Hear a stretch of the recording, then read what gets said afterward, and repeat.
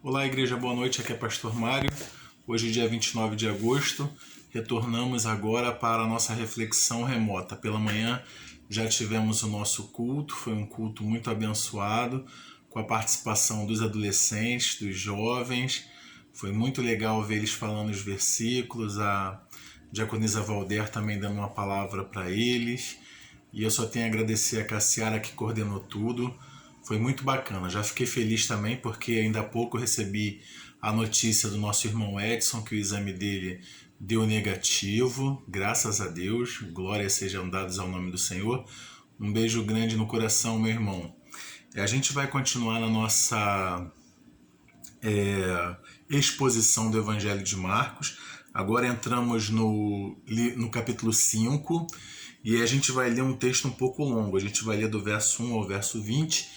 Eu vou pedir que você acompanhe aí na sua casa a leitura que eu farei agora. Diz assim a palavra do Senhor. Entre mentes chegaram à outra margem do mar, a terra dos Gerasenos. Ao desembarcar, logo veio dos sepulcros ao seu encontro um homem possesso de espírito imundo, o qual vivia nos sepulcros e nem mesmo com cadeias alguém podia prendê-lo, porque tendo sido muitas vezes preso com grilhões e cadeias, as cadeias foram quebradas por ele, e os grilhões despedaçados, e ninguém podia subjugá-lo. Andava sempre de noite e de dia, clamando por entre os sepulcros e pelos montes, ferindo-se com pedras. Quando de longe viu Jesus, correu e o adorou, exclamando com alta voz: Que tenho eu contigo, Jesus, filho do Deus Altíssimo? Conjuro-te por Deus que não me atormentes. Porque Jesus lhe dissera: Espírito imundo, sai desse homem. E perguntou-lhe: Qual é o teu nome? Respondeu ele: Legião é o meu nome, porque somos muitos. E rogou-lhe encarecidamente que os não mandasse para fora do país. Ora, pastava ali pelo monte uma grande manada de porcos, e os espíritos imundos rogaram a Jesus, dizendo: Manda-nos para os porcos, para que entremos neles. Jesus o permitiu. Então, saindo os espíritos imundos, entraram nos porcos, e a manada, que era cerca de 2.000, precipitou-se de espendeiro abaixo, para dentro do mar, onde se afogaram.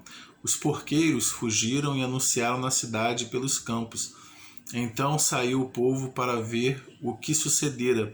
Indo ter com Jesus, viram o endemoniado, o que tivera a legião, assentado, vestido em perfeito juízo, e temeram.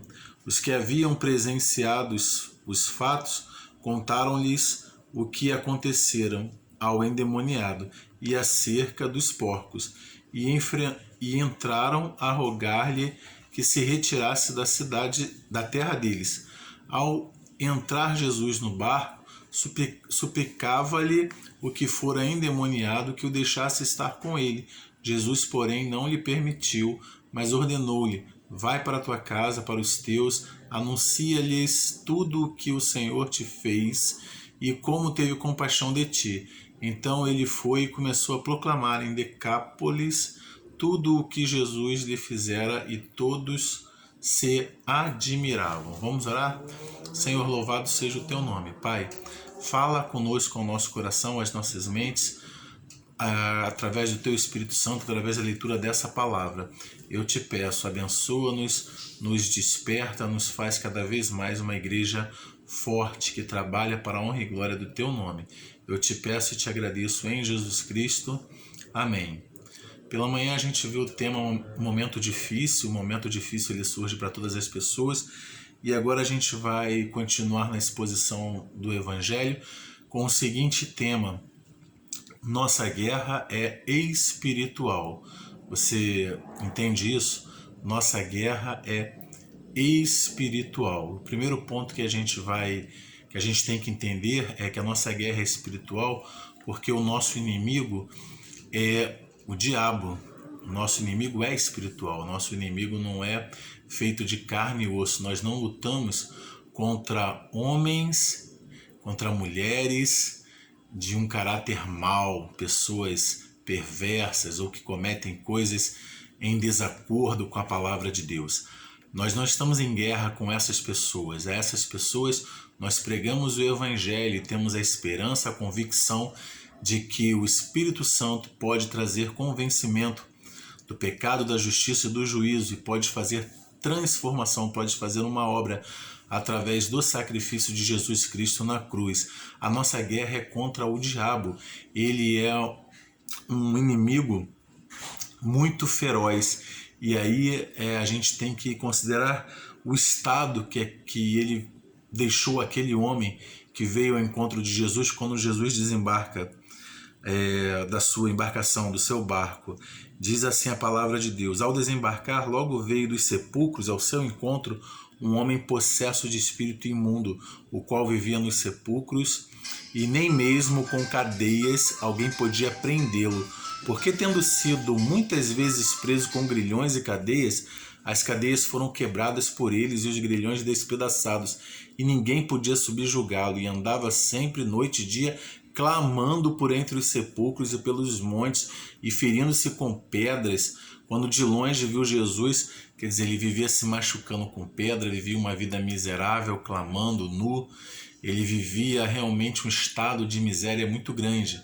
E é isso que o diabo faz com as pessoas a quem ele domina o coração e domina o corpo. Então ele acaba destruindo as pessoas. O diabo é um inimigo que nós devemos considerar, não é um inimigo para brincadeira, ele é um inimigo cruel, perverso e que tem poder. Mas a gente vai entrar no segundo ponto. O segundo ponto é que nossa guerra é espiritual. Então ela é espiritual primeiro porque o nosso inimigo é espiritual, é o diabo e os seus anjos. Em segundo lugar, nossa guerra é espiritual porque é o próprio Deus quem nos defende, quem guerreia esta guerra, e ele é quem coloca Satanás debaixo dos seus pés. Satanás, aqueles demônios, quando veem Jesus, eles começam a clamar: para, não me atormente, filho do Deus Altíssimo, o que temos nós contigo? Eles reconhecem quem é Jesus e eles vão pedir a Jesus para que eles não o expulsem de qualquer maneira. Veja que Satanás é tão terrível, né? Porque a Bíblia diz que ele vem para matar, roubar e destruir. Então ele queria destruir algo. Como eles naquele momento viram que não teriam mais como destruir a vida daquele homem, eles pedem para entrar nos porcos, para poder destruir, derramar sangue daqueles animais. E Jesus assim permite, na sua autoridade, na sua sabedoria. E o interessante é o que Jesus faz com aquele homem. Diz a partir do verso 15: indo ter com Jesus, viram o endemoniado que tivera legião. Agora, olha como é que ele estava: assentado, vestido em perfeito juízo, e temeram. Depois que Jesus entra na vida do ser humano, do homem, ele faz uma transformação completa. Ele derruba o verdadeiro inimigo, o inimigo espiritual, e ele o modifica completamente. Completamente. O quadro daquele homem foi modificado completamente. Aquilo causou temor e espanto nas pessoas daquela terra. Eles ficaram extremamente assustados com o que ocorreram. Também devem ter ficado preocupados pela ação de Jesus e aqueles porcos terem se perdidos. Eles provavelmente viviam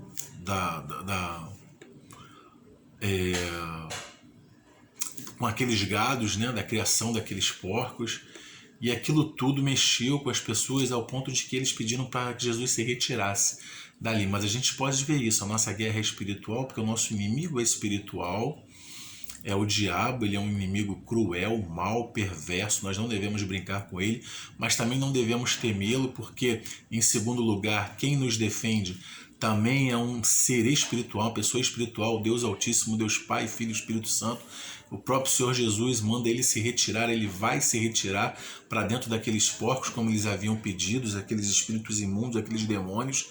E Jesus vai fazer uma obra completa no coração daquele homem que por tanto tempo deve ter vivido endemoniado e numa vida miserável. Agora Jesus vem na vida dele e transforma ele completamente. E aí a gente vai chegar no terceiro ponto. Nossa guerra é espiritual, e por ser uma guerra espiritual, nós devemos seguir com obediência às ordens do nosso general. A vontade daquele homem que teve a sua vida totalmente transformada por Jesus era seguir a Jesus. Ele agora queria estar perto do seu libertador, aquele que modificou toda a sua vida. Vai dizer assim o texto. Jesus, verso 18, ao entrar Jesus no barco, suplicava-lhe o que for endemoniado que o deixasse estar com ele. Jesus, porém, não lhe permitiu, mas ordenou-lhe: vai para a tua casa, para os teus, anuncia-lhe tudo o que o Senhor te fez e como teve compaixão de ti. Então ele foi e começou a proclamar em Decápolis tudo o que Jesus lhe fizera, e todos se admiravam. Então muitas vezes a gente quer viver a nossa vida de acordo com a nossa vontade, fazer aquilo que dá na nossa telha, aquilo que aos nossos olhos parecem o melhor, mas nós devemos pedir que Deus nos dê uma visão espiritual. Aquele homem queria estar perto do seu libertador, queria estar com Jesus o tempo todo, porque ele transformou a sua vida, mas Jesus não permitiu e falou assim: você vai voltar para a tua família, vai voltar para os teus, para a tua terra, e lá você vai dizer para eles o que o Senhor fez por você. Você vai proclamar a minha palavra. Jesus também está falando comigo e com você que nós devemos proclamar a sua palavra. Ele um dia transformou a minha vida, transformou a sua, porque ele tem poder para isso. Ele pode também transformar a vida de muitas outras pessoas que nos cercam, mas nós precisamos falar e testemunhar a essas pessoas. Nossa guerra é espiritual e o nosso general nos diz: prossigamos em frente, falando de Cristo a todos que encontrarmos. Que Deus abençoe a sua vida. Um beijo grande no coração. Igreja Batista Central em Honório Gurgel.